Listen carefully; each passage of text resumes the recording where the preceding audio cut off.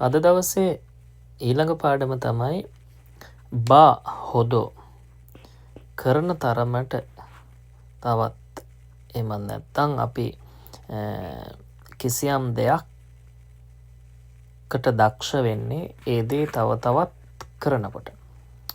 අපි cricket play කරන්න cricket play කරන එක නිතර කරනවනම් අපි ක්‍රිකට් ප්ලේ කරන තරමට දක්ෂ වෙනවා. අන්න ඒ වගේ අවස්ථාවක මේ බා හොදෝ කියන ව්‍යාකරණ ක්‍රමය භාවිත කරන්න පුළුවන්. උදාහරණ වාක්‍ය බලමු. බෙන්කියෝ සුරේබා බෙන්කියෝ සුරේබා සුරු හොදෝ ජෝෂුනි නරිමස්. ජෝෂු කියන්නේ දක්ෂ වෙනවා කියන එක. බෙන්කියෝ සුරු කියන්නේ ඉගෙන ගන්නවා කියන එක. බෙන්කියෝ සුරේබා සුරු හොදෝ ජෝෂුනි නරිමස්. ඉගෙන ගන්න තරමට තවත් දක්ෂ වෙනවා. ජෝෂුනි නරිමස් කියන්නේ දක්ෂ වෙනවා කියන එකට. ඊළඟ උදාහරණය දෙවෙනි උදාහරණය මිරෙබා මිරු හොදෝ ඔමොශිරොයි දොරමදෙස්. බලන්න රසවත් වෙන ඩ්‍රාම එකක්. ඒ කියන්නේ අපි ගොඩාක් ආසාවෙන් කුතුහලෙන් බලන ටෙලි ඩ්‍රාම එකක් වෙන්න පුළුවන්.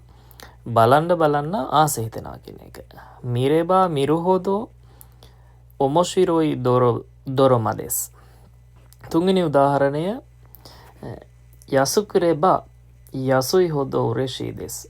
යසුයි කියලා කියන්නේ ලාබයි කියන එක.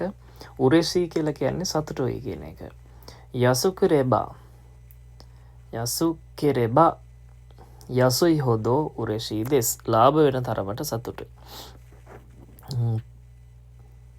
ඊළඟ හතරවෙනි උදාහරණය බලමු. tsukaiba tsukau හොදෝ බෙන්රිනි නාරිමස්. tsukaimas කියන්නේ භාවිත කරනවා කියන වචනේ. බෙන්රිනා කියලා කියන්නේ පහසු. බෙන්රිනි නරිමස් පහසු වෙනවා. tsukau හොදෝ භාවිතා කරන තරමට බෙන්රිනි නරිමස් තව තවත් පහසු වෙනවා. කිසියම් දෙයක් තන්නකෝ වාහනයක් පදින්න වනත් අපි වාහනේ භාවිත කරන්න පාවිච්චි කරන්න තමයි ඒක ඩ්‍රයිව් කරන්න තමයි අපිට ඩ්‍රයිව් කරන්න ලේසි වෙන්නේ. පස්වෙනි උදාහරණය හිතෝවා කෙයිකෙන්ගා අරෙබා අරු හොදෝ tsuyokku narimas. හිතෝ කියන්නේ පුජ්‍යලයා මිනිසට. කෙයිකෙන් කියලා කියන්නේ අත්දැකීම් වලට. කෙයිකෙන්ගා අරිමස් අත්දැකීම් තියෙනවා. කෙයිකෙන්ගා අරිමස්කා අත්දැකීම් තියනවාද? tsuyokku narimas